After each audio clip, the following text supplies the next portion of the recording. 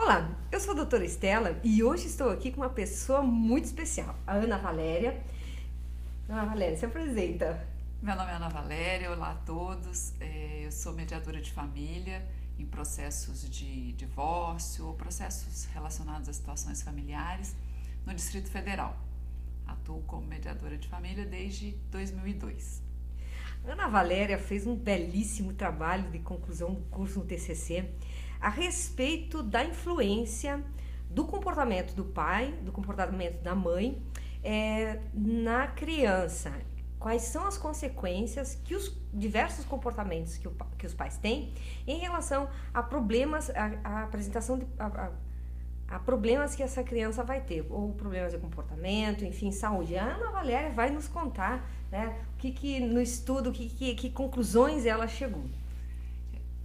Durante o meu estudo, na realidade, durante as mediações que eu realizava, eu notava que havia uma influência direta do comportamento dos pais no comportamento dos filhos, principalmente durante aquela situação conflituosa. Não é que já havia alguma situação. O processo de divórcio, ele não começa de repente. É uma situação de o relacionamento vai sendo afetado, várias dificuldades que culmina num processo de divórcio. Ninguém levanta e fala, hoje eu vou me divorciar. Não, é um processo que vai caminhando. E eu não tenho contato direto com as crianças, mas os relatos dos pais era de que acontecia o seguinte: aquela situação que já era grave, que já tinha vários problemas a serem resolvidos, ela se agravava com o comportamento dos filhos. Como, por exemplo, a criança começava a ter baixo rendimento escolar, adoecia com frequência. Então, uma série de situações que eu comecei a ver que havia uma influência direta da atuação dos pais no comportamento dos filhos. Ana, não sei se é possível a gente dizer que quanto maior o conflito entre o casal durante o processo de divórcio, maior é a influência nas dificuldades, nos problemas que causam aos filhos. É correto dizer isso ou não existe essa relação? É perfeito, Estela. É isso mesmo. Quanto maior o problema entre aquele casal, se eles não se comunicam, se eles se agridem, não só fisicamente, verbalmente, se desrespeitam mutuamente, isso tem uma influência direta na criança. A criança capta, ela como é uma esponja, ela capta tudo aquilo, principalmente dependendo da relação dela com a mãe ou com o genitor que ficou com a guarda, e ela atua da forma como aqueles pais estão encarando aquele processo. Se eles encaram como um processo, como uma oportunidade de refazer aquela família que já está esfacelada, que normalmente não tem condições nenhuma de se reconciliar, se eles encaram aquele conflito como uma oportunidade, como uma possibilidade de dar um ressignificado à própria individuação, eles influenciam diretamente na criança. A criança encara aquela situação de dificuldade de uma outra forma, como algo construtivo, como algo se adapta facilmente às duas casas. Fala até às vezes para os amiguinhos, que bom, eu tenho uma casa do meu pai e tenho uma casa da minha mãe. Nossa. Se adapta àquelas visitas quinzenais, a passar as férias com um, as férias com o outro, consegue conversar abertamente com os pais, mas isso se os pais encaram aquela situação de uma outra forma.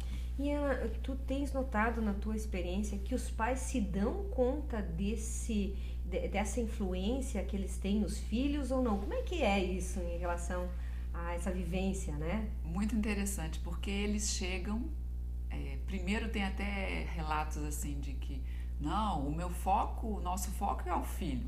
Aí eles começam a falar do problema. Falam. A única coisa sobre a qual eles não falam é sobre o filho. Aí a gente tem que perguntar, vocês me trouxeram falando que o foco era o filho. Em nenhum momento vocês falaram do filho. Então eles não têm essa percepção. Daí, depois do TCC, a importância de ver como é que os pais são fundamentais para a pedagogia, na condução da pedagogia com aqueles filhos. Eles é que precisam perceber que a criança não é um objeto no processo de divórcio e não utilizá-la como um objeto, mas de se responsabilizarem pela condução daquela situação conflituosa. Juntos eles podem sair, mas respeitando mutuamente, conversando claramente com a criança. Eles só vão muitas vezes perceber isso na mediação. Quando você começa a interferir. Quando há a atuação do mediador, que vai perguntando. O mediador não vai virar abertamente e falar assim, olha, vocês não têm noção do que vocês estão fazendo com a criança? A gente utiliza perguntas, a gente passa tarefas, começa a levá-los à reflexão, para que eles comecem a perceber, então você começa a observar quando você fala isso, ou quando você fala mal do seu ex-marido, o que acontece com seu filho? Realmente, ele começa a não querer ir visitar o pai. E quando você fala da nova companheira, ou do novo companheiro, se você fala de uma forma construtiva, como é que... ele se dá bem, se não, tem horror da madrasta ou do padrasto. E os pais só vão percebendo isso à medida que o mediador vai conversando com eles, vai trabalhando com eles essas questões. Porque eles chegam para tratar de questões muito objetivas. Partilha de bens, o valor da pensão alimentícia, como é que vai ficar a convivência. Só que tem que ser tratadas essas outras questões. Porque senão, eles entram com um processo hoje. Vamos entrar com o processo de guarda. Daqui a pouquinho, eles entram com o processo de visitas. Daqui a pouquinho, o processo de alimentos. A gente chama isso na justiça de filhotes. E a área de família é a área que mais dá filhotes de processo. E tem muito problema. Muito problema. Ana, tem algumas mães que me fizeram a pergunta se é prejudicial o divórcio para a criança, se causa algum trauma para a criança. Você tem vivido essa experiência desde 2012 de mediação, né? Conta para nós aqui, né? Diz para nós da tua experiência o que você tem observado. Se é prejudicial o divórcio em si para a criança, como é que é? Não estou fazendo aqui apologia ao divórcio. O que eu observei é que muitas vezes o divórcio ele era uma oportunidade de salvaguardar aqueles indivíduos, aquelas pessoas todas envolvidas e principalmente a criança. Então, se o casal ou o ex-casal, né, porque nessa situação de conflito, eles já não formam um casal. Se eles começam a perceber que aquele relacionamento não traz crescimento mais para nenhum dos dois, pelo contrário, só traz sofrimento, só traz comportamentos destrutivos, e chegam à conclusão de que o divórcio é uma necessidade, eles têm que se apropriar disso com responsabilidade, porque talvez, na grande maioria das vezes, dos casos que eu atuei como mediadora, o divórcio foi uma possibilidade de salvar aquela família, de salvaguardar aquela família, para que os indivíduos pudessem se desenvolver e crescer, ou seja, dar um novo significado para a sua vida. E na tua experiência, né, tu também traz isso na tua pesquisa, no teu trabalho de conclusão de curso, da tua especialização, que problemas você observa que esse comportamento conflituoso dos pais geram nos filhos? Que tipo de problemas? Eu vou dar exemplos. Por exemplo, uma mãe que tem independência financeira, que é realizada profissionalmente, que tem respeito pelo seu ex-cônjuge, que primeiro se olha como mulher, que precisa se realizar, ela conduz de uma outra forma. Ela não fala mal do ex-cônjuge, ela sabe que aquela situação vai ser positiva, ela procura, claro que com sofrimento, mas ela procura dar um enfoque prospectivo, que é o que a gente chama na mediação, ou seja, encontrar soluções para aquela mudança. A criança, ela sofre também, ela apresenta às vezes leves baixas no rendimento escolar, às vezes uma tristeza, mas ela consegue falar sobre aquilo. Ela começa a encarar também com enfoque prospectivo aquela situação. Ela não tem vergonha de comentar com seus colegas, ela não se torna, porque o que eu vejo às vezes é que a criança se torna muito introvertida, ou começa a adotar comportamentos de risco, quando já é adolescente, começa a fumar, a usar álcool ou outras drogas, apresenta depressões graves. Isso tudo por quê? Porque quando a gente começa a perguntar, a mãe está sentindo alguma coisa assim, ela às vezes nem fala, mas ela está se sentindo deprimida, com baixa autoestima, às vezes desesperada. ela não procura fazer nada como por exemplo, arrumar um emprego, ou ter uma atitude proativa naquela situação. E a criança vai sentindo tudo isso. Então, o comportamento produtivo dos pais gera um comportamento produtivo na criança. O comportamento destrutivo dos pais gera um comportamento destrutivo. São inúmeros comportamentos. Doenças. Doenças também? Doenças. Asma, bronquite, úlceras, várias alergias. Alergias, às vezes, assim, da criança ficar toda empolada. E à medida que a gente vai conversando com os pais, fazendo essa ligação, eles trazem os relatos de que, olha, hoje a criança, o fulaninho, já voltou da casa do pai sem estar com asma, sem apresentar, porque normalmente volta da casa do pai ou da mãe, quando um dos dois tem a guarda, com algum tipo de doença. Ela somatiza toda aquela situação. Nossa, impressionante. Eu acho que é muito grave e é de uma grande responsabilidade.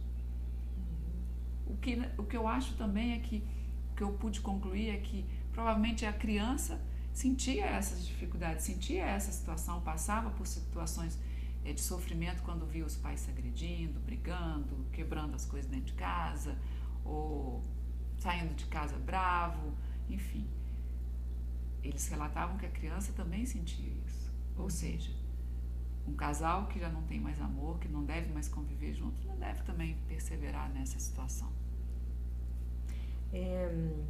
Você tem também a experiência, né? Falou também a respeito da morte inventada. Sim. Que é a questão da alienação parental. Muitas vezes no processo de divórcio, há situações em que um dos cônjuges, e normalmente é aquele que fica com a guarda da criança, ele começa com atitudes de falar mal do outro, de se desfazer do outro. E nesse vídeo da morte inventada, há uma situação em que a mãe muda com sua filha para um outro estado e fala na realidade são duas filhas, fala para as duas filhas que o pai faleceu. Nossa. E depois de muitos anos, as filhas descobrem que o pai está vivo. Por isso que foi uma morte inventada. E isso é o que a gente chama no direito de alienação parental. Então, há vários relatos, seja em diversos níveis, de uma forma de alienação parental. E quando acontece isso, qual é o prejuízo que a criança tem, Ana? Pela tua experiência, o que tu observou? A criança, para se desenvolver, ela precisa dos dois. Tanto do pai quanto da mãe. Mesmo que ela tenha uma relação maior com a mãe. Eu brinco que o pai não substitui a mãe e a mãe não substitui o pai. São papéis diferentes, cada um com a sua responsabilidade, com a sua forma de atuar, é importante para o desenvolvimento da criança. E quando há a prática da alienação parental, aquela educação ela fica deficitária.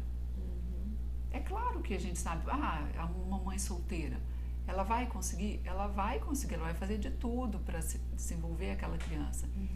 Mas provavelmente a criança vai se apegar a um tio, a um avô, a um amigo, porque precisa da presença masculina também. E quando há alienação parental, e é interessante que nesse vídeo, nesse filme, há o relato de uma filha que sofreu alienação parental e depois ela foi mãe e ela fazia um trabalho e se separou do marido e ela falava que ela não queria sofrer o que ela tinha sofrido, ela e o irmão dela, porque ela passou a adolescência, a infância e a adolescência dela sem o pai, porque o pai foi para outro lugar e a mãe impedia deles irem visitar o pai nas férias. E ela fala que ela, mesmo separada, ela sabia que era importante a presença do pai. Interessante. E para a gente finalizar, Ana, assim, eu gostaria de pedir para ti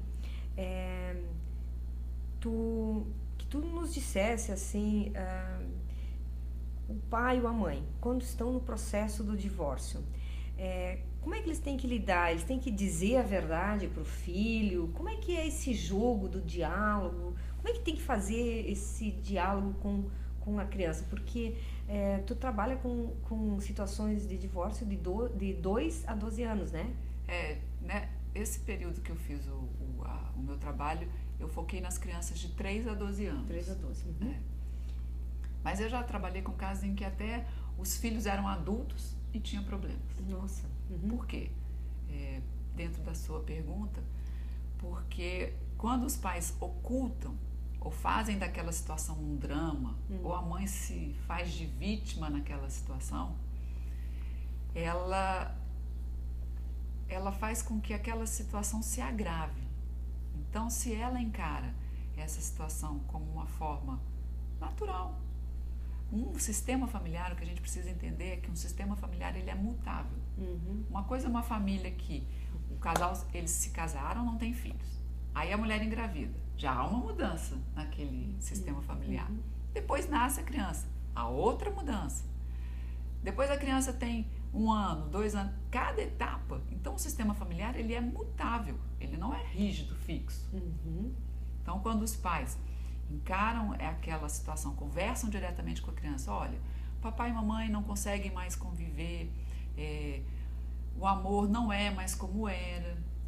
E para que a gente não fique se agredindo, nós vamos cada um viver numa casa, mas nós vamos amá-lo da mesma forma. Isso é muito importante, porque muitas crianças começam a ter um sentimento de culpa.